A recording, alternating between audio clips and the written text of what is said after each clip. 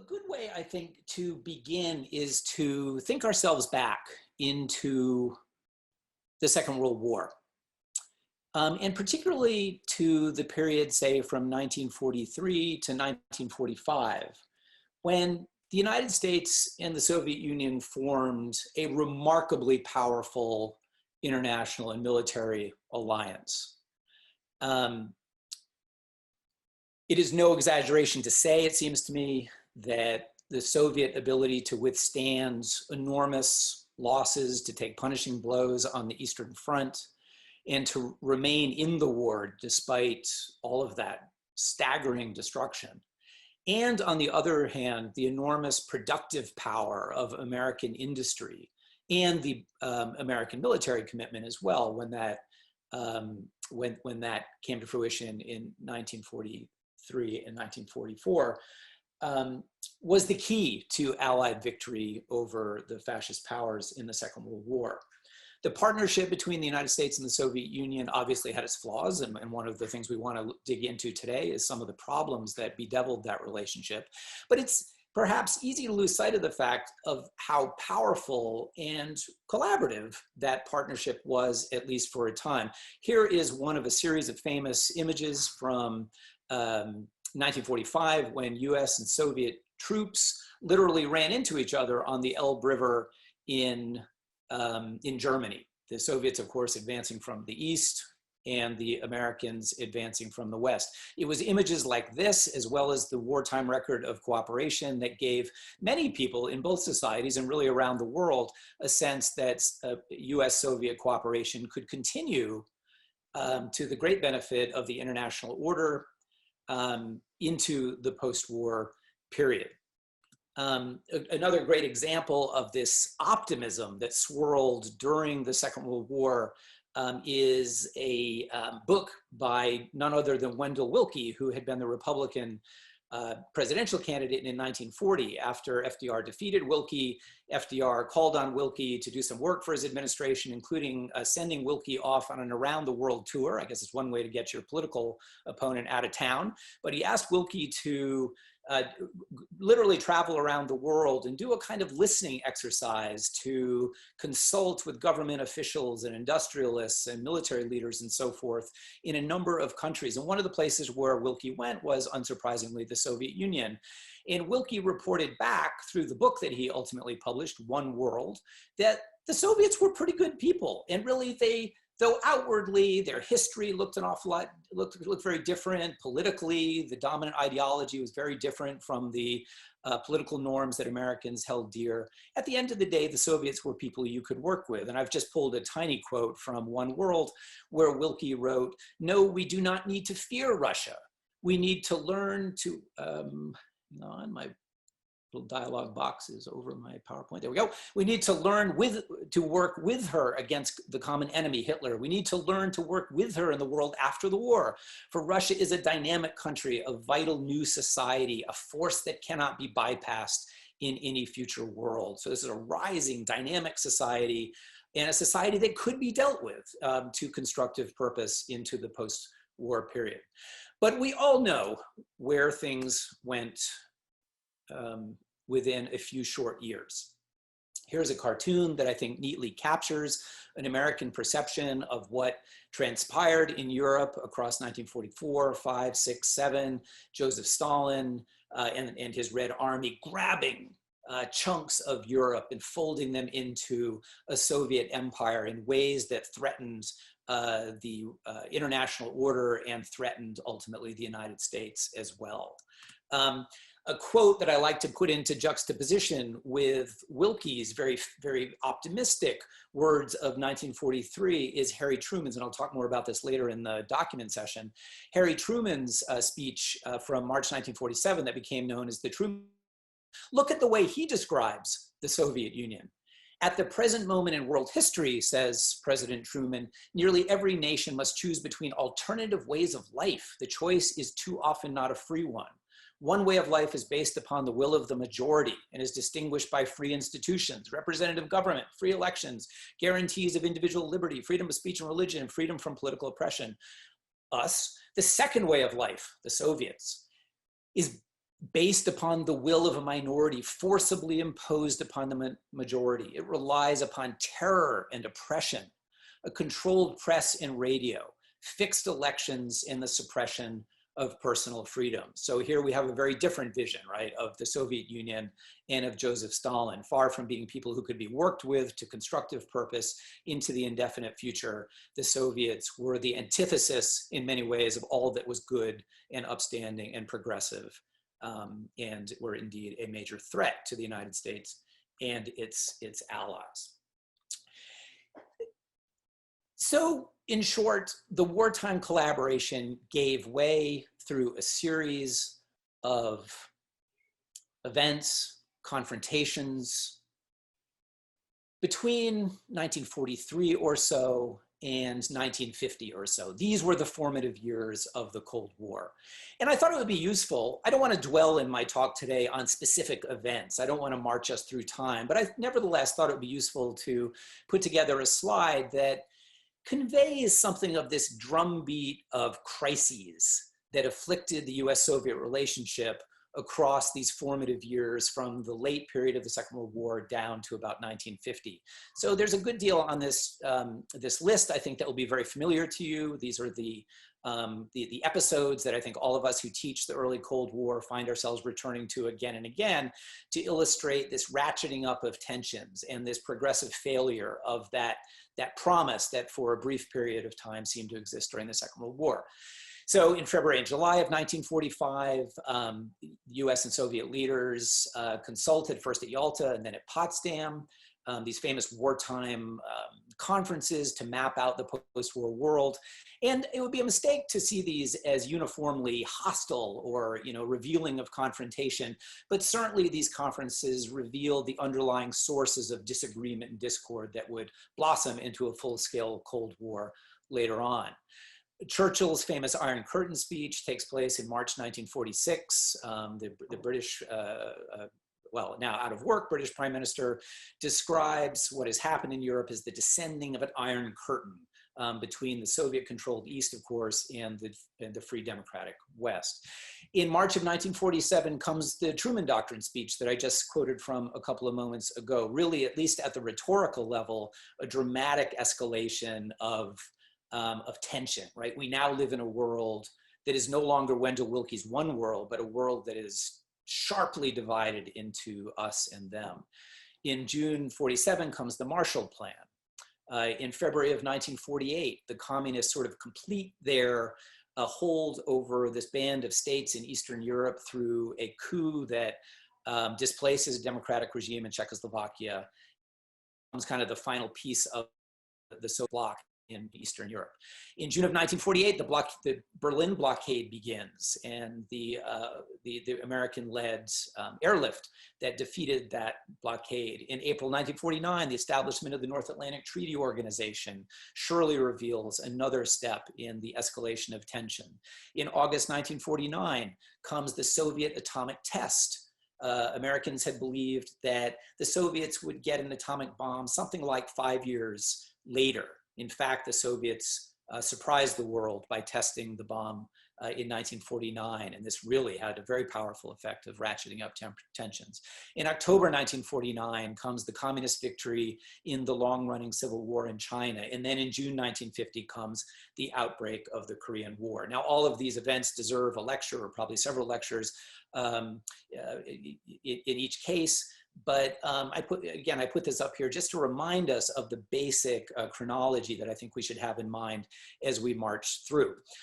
Here's some images that also, I think, convey this sense of, headline grabbing tensions as step by step the world retreated from this moment of US-Soviet cooperation into a new world of confrontation.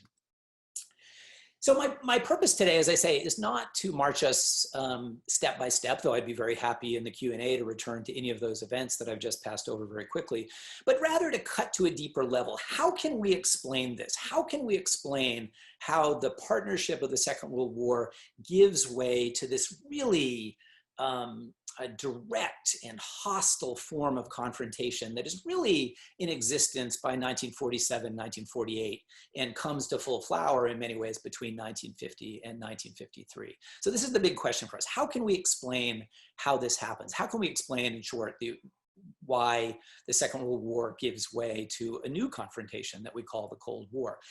And I want to suggest very quickly that there are various ways of answering this question, as I mentioned a little while ago. For a long time, there was a prevailing view that the Cold War was principally caused by Soviet behavior. In fact, I noticed in the Texas standards that there are references to Soviet aggression, right? And I think this is a vestige of this old idea that to understand the Cold War, one first and foremost needs to understand the ways in which the Soviets in the period coming out of the Second World War were aggressive in a way that elicited inevitably an American response. Americans wanted to sort of pull back from the world, but because of Soviet aggression, had to respond forcefully in prudent ways, right, to prevent the Soviets from achieving some sort of domination of Europe, if not the world as a whole. So that was a view that certainly was predominant for a long time. In the 1960s and 1970s, a new version of the origins of the Cold War became fashionable, and this idea became known as the revisionist school of thought. And this approach to history essentially flipped the story and suggested that no, it wasn't the Soviets who were responsible for the Cold War, it was the Americans. The Soviets had suffered, said the revisionist scholars, enormous devastation during the Second World War. They very reasonably needed to control a band of territory around Soviet borders in order to enable their society to rebuild and to have security into the indefinite future. And it was Americans, say the revisionists, who denied the Soviets this kind of brutal but essentially understandable objective of dominating the territories along Soviet borders. So it was Americans who refused to gratify a kind of sensible and minimal Soviet desire for stability and security coming out of this incredibly traumatic experience during the Second World War. So for a long time, this sort of orthodox versus revisionist thing was the way in which the debate over the origins of the Cold War played out. There's wonderful writing sort of on both sides of this interpretive divide. But along in, I would say, the 1980s, but especially in the decades thereafter, historians have been mostly in the business of developing a third school, a school that, in short, tries to go beyond questions of blame, right? Who was responsible? Was it the Soviet bad guys or the American bad guys who caused the Cold War? Who wore the white hats and who wore the black hats? And the effect of a great deal of writing has been, I think, to suggest a post-revisionist possibility that suggests that not so much that either side was particularly to blame, but rather that there was a dynamic set into motion during the latter stages of the Second World War and the early months and years of the post-war period that made a Cold War inevitable in certain ways. And it's this vision of the origins of the Cold War that I want to sort of unpack for us a little bit here this morning. To get at what I'm trying to convey here, I think it's useful to pause for a moment on what the Soviet vision of what the post-war world should look like was in the closing stages of the Second World War and the early post-war months. There is something indisputably true about the contention that Stalin and the rest of the Soviet leadership absolutely wanted to control Eastern Europe. As the revisionists had suggested repeatedly, the Soviets understood that their society had suffered absolutely staggering damage as a consequence of the Second World War, and that controlling Eastern Europe was absolutely pivotal to Soviet security going forward. They understood as well that they had an opportunity as a consequence of the way the Second World War in Europe ended to achieve this control. The Red Army had pushed Nazi armies out of the western parts of the Soviet Union, across Eastern Europe, back into Germany, in a way that gave the Red Army control over Poland, Hungary, Czechoslovakia, Bulgaria, Romania. Stalin was quoted by one of his sidekicks during the Second World War in a way that makes abundantly clear what his objective was as the Red Army pushed the Nazis out of these territories. He told the Yugoslav communist who later wrote about this encounter, "This war," says Stalin, "this war is not as in the past. Whoever occupies a territory also imposes on it his own social system. Everyone imposes his own system as far as his army can reach. It cannot be otherwise." Stalin also aimed, and this is closely related to point one here, to weaken Germany, right? To assure that Germany, which had wreaked so much havoc on the Soviet Union twice in living memory, could never do this again. So the dismemberment of Germany, the deindustrialization of Germany, all of this ranked very high on Stalin's to-do list in the closing stages of the Second World War and the immediate aftermath. It seems to me Stalin's vision also encompassed the idea that he would cooperate with the West if it was possible in order to achieve numbers 1 and 2 on this list. But he accepted the need for confrontation if necessary. So his preference was for deal making, was for avoidance of further confrontation, but he was clearly willing to go the route of confrontation if he believed that the West was not going to concede what he believed were minimal Soviet ambitions with respect to Eastern Europe and Germany. Elsewhere, so around the Soviet periphery in Asia, Central Asia, extending all the way up into Northeast Asia, Stalin's vision, I think, was very much one of opportunistic expansion. So where Stalin saw opportunities to extend Soviet control or political or economic influence, he would do that, as he tried to do in Iran, as he tried to do in Northeastern Asia and elsewhere around the periphery. But again, I think it's useful to bear in mind this idea that Stalin in these formative years was very much the opportunist. He was probing for weaknesses on the part of the West or other societies that bordered the Soviet Union that would create openings by which he could extend Soviet control. Here's a map that shows, the advance of the Red Army across across the Soviet Union and Eastern Europe that ties in, I think, to the quote that I read you a couple of moments ago and shows why it was reasonable, perhaps, for Stalin to think that he could pull off this domination of Eastern Europe and Germany. Okay, well, what about the US vision? What's the US vision of what the post-war world should look like, of how a new international order should be assembled once the fighting was over? Well, the American vision is like the Soviet vision, articulated gradually across the closing months of the Second World War and the early period of the post-war years. And I think there are 4 key elements here as well. First of all, American elites, no one more so than Franklin Roosevelt, believed that the United States in the new era coming after the end of the fighting needed to remain active on the international stage. Roosevelt and many around him believed that the United States had made a mistake after the First World War by pulling back from deep engagement in great power politics. It would not be like this time around. The United States in certain ways had been given a second chance. And this time, FDR and others believed the United States would exercise this leadership. And so the United States pursues powerful, if not dominant voices in any number of post-war settlements around the world, in Europe and Japan and elsewhere.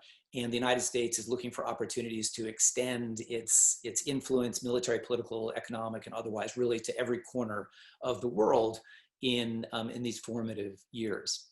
The second point is, in some ways, I think the most important to reckon with. The US vision very much attached importance to an open international economic order.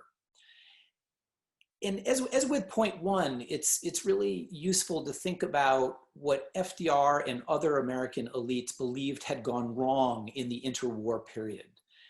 One of their diagnoses of what had gone badly wrong in the 1920s and especially the 1930s was that the world had become carved up, especially after the start of the Depression in 1929, into hermetically sealed, autarkic economic blocks, right? One focused on Nazi Germany, one focused on the expanding Japanese empire, the French empire, the British empire, the United States and Latin America in the Western hemisphere.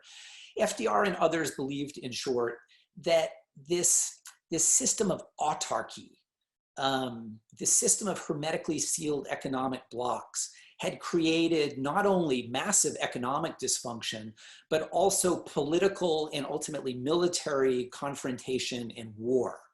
So he believed that in order to assure prosperity, but also to avoid war in the future, it was vital to establish an open international economic system. And I think in the closing stages of the Second World War, you can see the United States really taking the lead in establishing the institutions, the IMF and the World Bank, most of all, that would, in the American aspiration, preside over the creation of this international economic system. Americans also attached in the early days from the Second World War into the early post-war period, a lot of importance to decolonization, right? Ending the British and French Empire, which were part of this unsavory, autarkic system that FDR and others so despised and so held responsible for all that had gone wrong during the 1930s. FDR as well revived the idea of collective security. Revived, I say, because Woodrow Wilson had, of course, conceived of the League of Nations back in the immediate aftermath of the First World War. The United States famously had not joined, but now the United States would put all its chips in on collective security, and out of this grows the United Nations. So the United States now would be a joiner, right? It would be a member of, and in many ways lead these new international organizations designed to preside over this open world economic and political system. Well,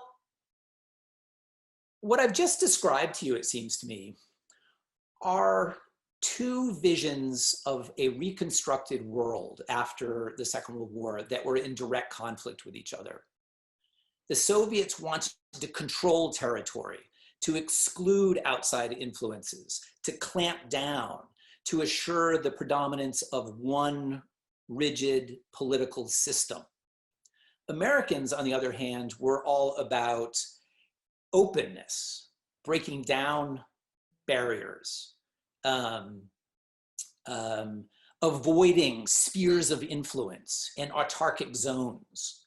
And so you can see, I think, out of this conflict of two visions, the seeds of conflict. And this is really the core point I want to try to convey today, and that this post-revisionist notion of the origins or explanation of the origins of the Cold War really tries to get us to focus on. It's unsurprising, it seems to me, given what I've just said about the incompatibility of these two visions, that the flashpoint of the Cold War, the place where the Cold War really began, was in Eastern Europe and in Germany. These two territories where the Soviets wanted to clamp down and where Americans really wanted to enforce a very different notion of political and especially economic openness, right? This sphere of influence that Americans correctly diagnosed the Soviets were trying to establish was anathema to all that Americans held dear. And remember that this vision of an open political, but especially economic system was not just something that Americans thought would be nice, right? Would be sort of ideologically gratifying. This was something that was really, in many ways, sort of life and death for Americans, American leaders whose formative experiences, in many cases, had come during the First World War, but especially the Great Depression. They saw what had happened too many times in living memory when the seeds of conflict and war and economic devastation were sown in ways that leaders failed to do something about. And as the Second World War drew to an end, they worried that the demobilization of American forces would lead to the return of the depression conditions within the United States and a new global economic crisis. It was, after all, I think they correctly diagnosed the war that had pulled the United States and in some ways the world out of the conditions of the Great Depression. So what would happen once the fighting was over, and countries simply reverted to doing things in a way that had produced so much chaos and bloodshed within living memory. So again, this was really life and death stuff in many ways, for FDR and others who articulated this vision and really dug in about the need to put the world back together in ways that that they championed. And very much the same thing, I think, could be said about the Soviet side. The securing Eastern Europe and the eastern parts of Germany was really a life and death matter to Joseph Stalin. So it's out of controversy over the territories that are indicated on this map that the Cold War really gets up and running. And here's a cartoon that I've already shown you, but I think given what I've said, it perhaps rings a little more powerfully now. Stalin, right, grabbing these territories, folding them into a Soviet bloc where outside economic activity would be unwelcome. This was the making of a new autarkic zone or sphere of influence in a way that Americans were horrified by. And here, by the way, is an interesting Soviet cartoon that suggests something of how all of this looked from the Soviet side. Here is the White House being the aggressor, right? Poking its ugly and gnarled hands into parts of the world where it really didn't belong. Iran over here on the left, Turkey and sort of in the middle here. Someone with better Russian than mine is going to have to read the other names. But essentially, it's the White House, right? It's the United States that's asserting itself where it didn't really belong. I think the juxtaposition of these two cartoons really captures the almost sort of flip side of the coin thoughts that leaders in the Soviet Union and the United States had about each other, and again reflects on this kind of vicious cycle, this dynamic by which the Cold War comes into being. So that emphasis on incompatible visions and the way in which they stir controversy and conflict in Eastern Europe and Germany is where I would attach, and I think many other scholars would attach, principal explanatory power if we need to, if the challenge is, as it is for us today, to explain why the Cold War emerges when it does. Now, let me quickly acknowledge that there certainly were other points of conflict between the United States and the Soviet Union in these formative years. And let me just mention what three of these are. And in the view of some historians, these are really important factors to bear in mind in the breakdown of US-Soviet cooperation and the emergence of US-Soviet hostility as the Cold War came into being. I'm, though, more inclined to see these as irritants, as points of conflict and tension that certainly mattered, but really only mattered in a powerful way in the context of this much more important and larger explanation that I've already tried to tease out for you. So I don't want to underplay these or omit them entirely, but I think we should see them as irritants that probably by themselves would not have given rise to the Cold War, but in the context of these incompatible visions, took on a great deal of significance and certainly intensified the hostility between the United States and the Soviet Union. So very quickly, irritant number one, the long tradition of anti-communism in the United States that dates back into the 19th century, right? It seems to me we should see the US-Soviet collaboration during the Second World War as the exception to the rule, right? This was an anomalous moment. The default setting in American political culture had been fairly strong anti-communism. And Soviet understood that the relationship between the United States and the Soviet Union had been one of suspicion, hostility, and tension. And this surely mattered, right? This longer story surely mattered as Americans and Soviets thought about each other and about the prospects for cooperation into the indefinite future, even during those relatively optimistic days of the Second World War. Another irritant, as I call it, that I think we should acknowledge is the significant disagreements during the Second World War over wartime strategy. And especially important here is the whole question of the Western Front, right? The Soviets took the brunt, I mean, to put it mildly, of German military power across much of 1941, across 1942, across 1943, on a 1,500-mile front, right, involving millions of troops on either side. And Stalin understandably looked to Churchill and Roosevelt to open a second front, right? Launch an attack against Western Europe in a way that would force the Germans to divert some of their attention to the West in a way that would lighten the burden on the Soviet Union. And month after month, year after year, what Stalin saw was the West failing to do that. Ultimately, of course, the Americans and British, with others in support, do open that second front, but it took until June of 1944. And I think it has been correctly observed by many historians that this delay at a time when the Soviets were suffering enormous losses certainly poisoned the US-Soviet relationship, certainly contributed to suspicion and tension. And then the third irritant, as I call it, has to do with atomic weapons. It is sometimes claimed that it was the US use of the bomb against Japan in the closing stages of the war in the Pacific that convinced the Soviets that the Americans could not be trusted and the Americans were to be feared, right? The Americans monopolized control over atomic weaponry in a way that put the Soviets on the defensive. This, it is sometimes claimed, was kind of the opening shot of the Cold War. I'm not so sure about that. Again, I don't want to dismiss it entirely. It belongs on the list of irritants, but it seems to me, for one thing, Stalin was well aware of the atomic program that the British and the Americans had undertaken through espionage. He knew all about it. He was hitting the accelerator in the Soviet Union on a Soviet project that would pay dividends in 1949, as I've already mentioned.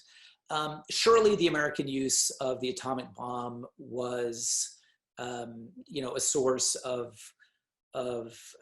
anger and discouragement in Stalin's mind, but it seems to me it nevertheless was not the cause of the Cold War. It was an irritant that in this larger context acquired a great deal of significance, sort of heightening the suspicion and listening relations that were playing out for other reasons during these all-important months and years. The last thing I'll say brings us to a slightly different question, but one that I think is important to acknowledge here. Almost everything I've been saying so far has to do with how we can explain the emergence of the Cold War between, say, Willkie's book in 1943 and the Truman Doctrine in 1947, these important years of transition.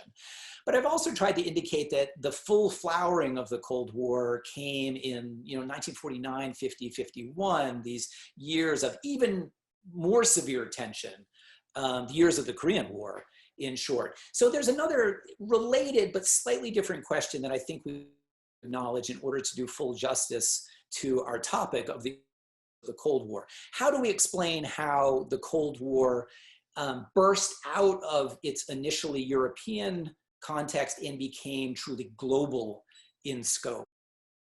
And I'll conclude with just 4 quick answers to this question that pull our attention a little bit further forward chronologically into the period from 1948 or so down into the early 1950s. One has to do with something I've already mentioned, the Soviet probing around the periphery of Soviet territories. So in Iran, in Northeast Asia, the Soviets were doing exactly what I suggested was on Stalin's mind from an early period, looking for opportunities. Americans were not wrong. George Kennan was not wrong to think that the Soviets were looking in an opportunistic sort of way to expand their political influence, if not their actual territorial control, into other territory. The key, I think the most important of these 4 factors is the end of the Chinese Civil War, the establishment of the People's Republic of China in October of 1949, which of course throws the world's most populous nation into the communist camp. At least this is how most Americans understood it. This was a gigantic catastrophe from the standpoint of American leaders and increasingly in the minds of the American public. It seemed to extend the Soviet empire in a a massively dangerous sort of way. And it brought communist power into contact with South and Southeast Asia, opening up whole new arenas for communist expansion. And this leads me to point three.